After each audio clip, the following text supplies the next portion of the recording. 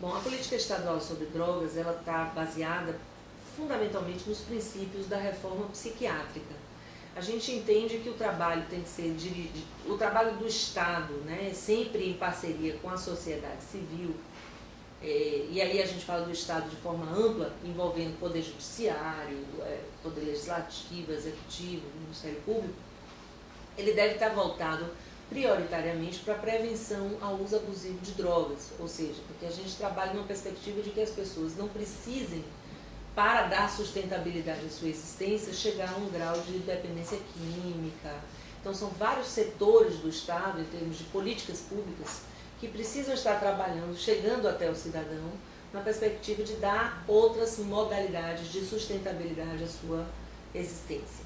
Também é fundamental, na perspectiva da política estadual sobre drogas, que se reconheça a redução de danos como uma estratégia fundamental para que o respeito à cidadania do usuário seja garantido.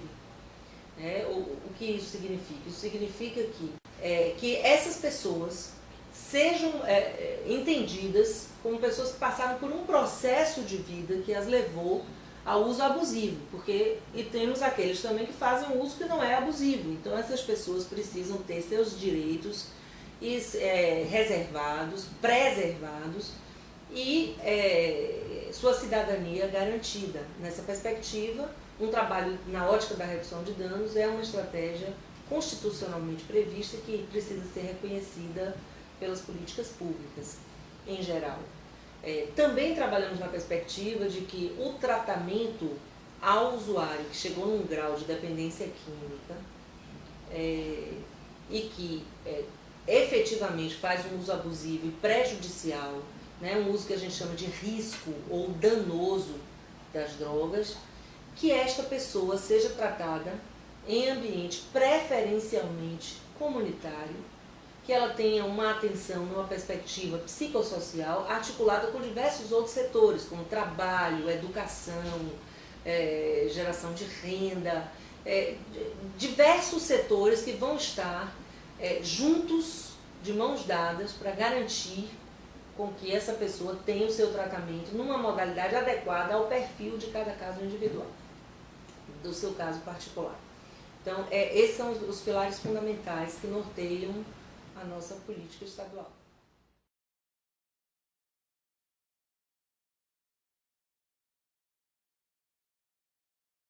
O Plano Viver Sem Drogas é uma iniciativa do Programa Estadual Pacto pela Vida, um programa de Estado, que, embora seja coordenado pelo Executivo Estadual, ele tem como participantes sistemáticos o Poder Judiciário, o Tribunal de Justiça, do Estado da Bahia, o Ministério Público, a Defensoria, a OAB e outros parceiros.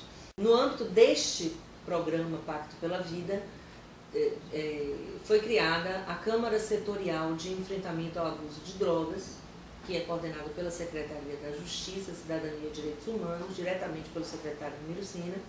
E essa Câmara Setorial elaborou, no decorrer de 2011, um plano que não é propriamente um plano estadual, ele é um plano que abarca vários municípios no estado, sobretudo aqueles que são prioritários em termos de enfrentamento à violência, ao uso abusivo de drogas, mas esse plano não é propriamente um plano estadual, é um plano emergencial, vamos dizer assim.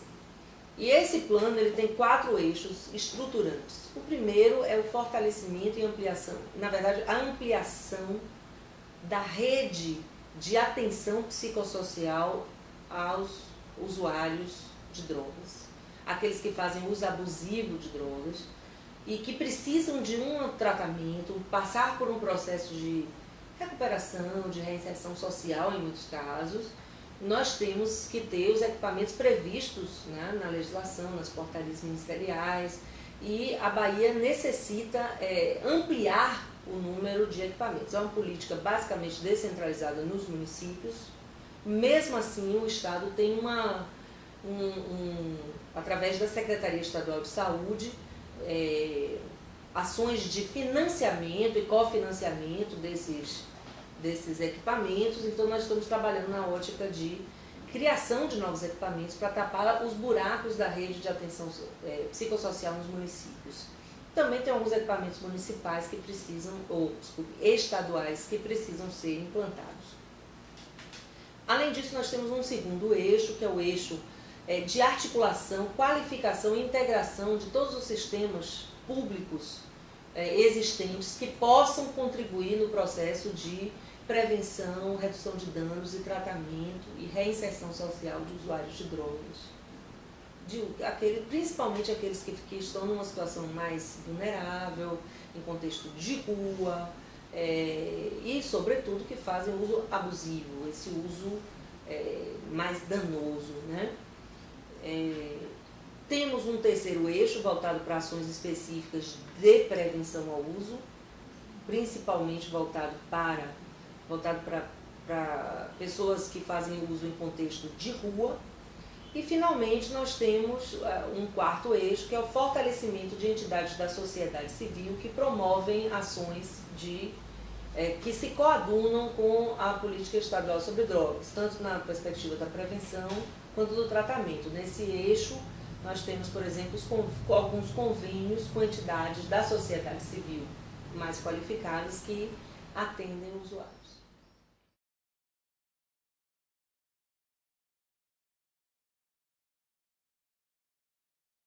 É muito complexa essa problemática, né, do uso abusivo de drogas, porque ela está relacionada com fatores os mais diversos. Muitas vezes nós temos pessoas que fazem uso abusivo em decorrência de uma história de vida que se associa com questões sociais, com questões econômicas, com dificuldades familiares, subjetivas, importantes. Então a gente não pode partir do princípio de que a droga é o problema em si. A gente tem que contextualizar a droga a partir de vários aspectos que constituem o universo da drogadição na perspectiva da dependência química, por exemplo, ou de um grau de degradação que alguns usuários passam a vivenciar. Nessa perspectiva, a gente entende que a intersetorialidade é fundamental para o bom andamento do nosso plano. E é difícil, não é fácil tocar uma política como essa, né? Então nós enfrentamos realmente muitas dificuldades. Ainda assim, o Plano Viver Sem Drogas traz alguns avanços importantes que eu acho que seria necessário registrar aqui. Um trabalho significativo que nós temos é um trabalho que vem sendo desenvolvido pela Secretaria de Educação, no âmbito do Plano Viver Sem Drogas, em parceria com o Instituto Aliança Redução de Danos da Universidade Federal da Bahia, da Medicina, que é um trabalho que pretende qualificar e preparar os gestores educacionais para um trabalho efetivo de prevenção ao uso de drogas dentro da realidade local de cada unidade educacional, ou seja, de cada escola. Então, conhecendo o contexto daquela escola e qualificando seus gestores educacionais, se pretende que todas as escolas sob intervenção tenham o seu próprio projeto garantido de prevenção ao uso de drogas. Então, essa é uma ação que eu acho que é uma vitória, porque já temos cerca de 7 meses do andamento desse projeto e em torno de 350 escolas estaduais já estão sendo atendidas por ele. Isso significa muitas famílias que são beneficiadas. Esse é um avanço. Um outro passo importante que a gente vem conseguindo através do Plano Viver Sem Drogas é garantir o tratamento voluntário a usuários de drogas a partir de parcerias e fortalecimento de entidades da sociedade civil que oferecem trabalho de acolhimento, recuperação, reinserção de usuários, como, por exemplo, comunidades terapêuticas e clínicas de reabilitação que foram selecionadas por edital público de chamamento, né, pela SUPRAD. E essas entidades elas são qualificadas sistematicamente e monitoradas de perto. Então a qualidade do trabalho vem melhorando muito a partir da celebração desses convênios e eles garantem cerca de 800 vagas por ano para esse tipo de abordagem terapêutica para tratamento voluntário. É importante dizer, todos todos esses equipamentos conveniados com a SUPRAD, todos eles só atendem no regime de tratamento voluntário. Um outro ponto importante que a gente vem pensando e desenvolvendo é a intervenção junto aos municípios, né, para que eles possam desenvolver as ações necessárias para fortalecer e ampliar a sua própria rede municipal álcool e drogas. Um avanço importante, foi um passo fundamental foi dado pela Secretaria Estadual da Saúde, no âmbito do Plano Viver Sem Drogas, que foi a oferta de cofinanciamento, por exemplo, estadual para o funcionamento, para a implantação e funcionamento de CAPS AD3 e CAPS 3. Esse é um grande avanço.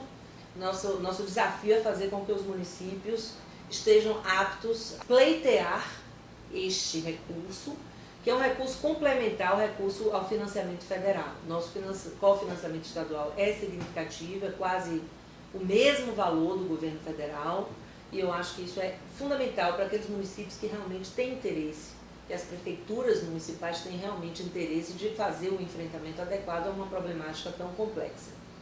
Então, nós também, além disso, nós estamos desenvolvendo um trabalho importante de pactuação de metas dentro do Plano Viver Sem Drogas com 5 municípios prioritários: Salvador, Itabuna, Feira de Santana, Vitória da Conquista, Camaçari, e agora um sexto entra em cena, que é Lauro de Freitas, que vem procurando insistentemente a nossa secretaria para desenvolver esse mesmo trabalho. Então nós temos metas já pactuadas e vamos estar monitorando de perto o andamento dos procedimentos necessários pelo município para que essas metas venham efetivamente a ser atingidas dentro dos prazos previstos.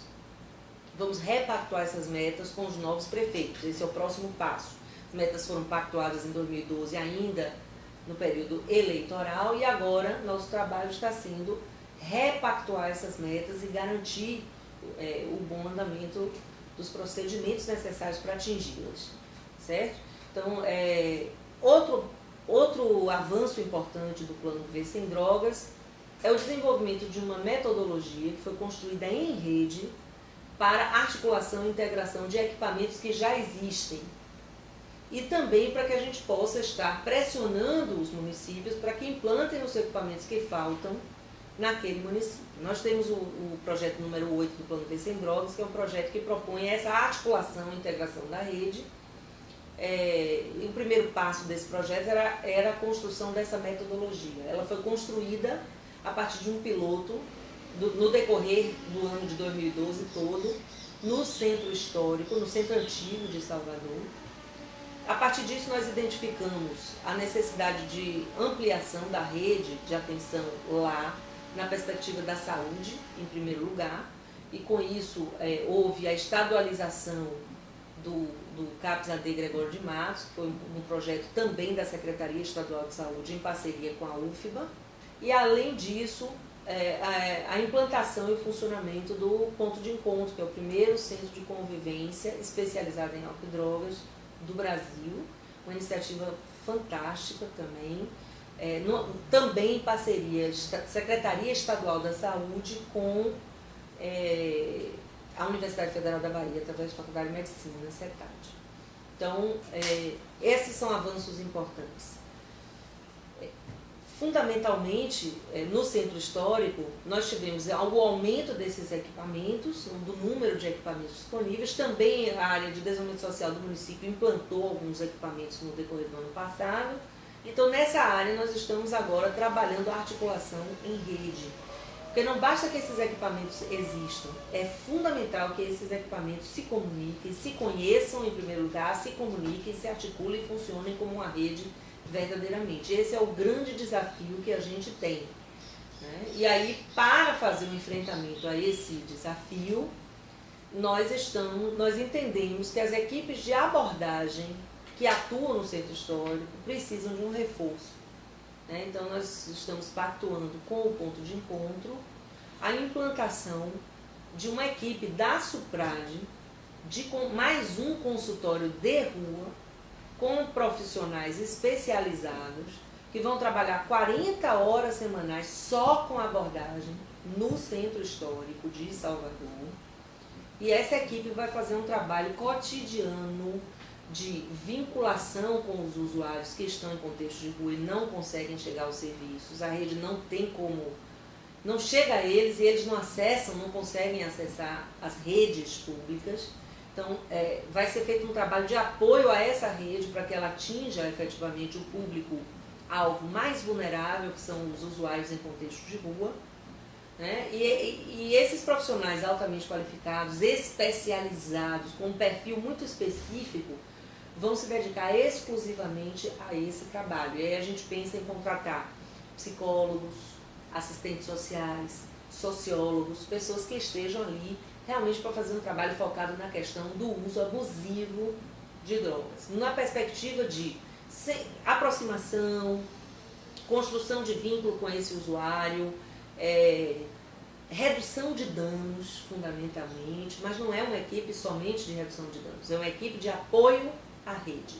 Essa equipe, nós vamos juntar os apoiadores da rede com aqueles técnicos que vão estar acessando nas ruas estes usuários, para que eles possam ter, dentro da viabilidade, o melhor atendimento possível.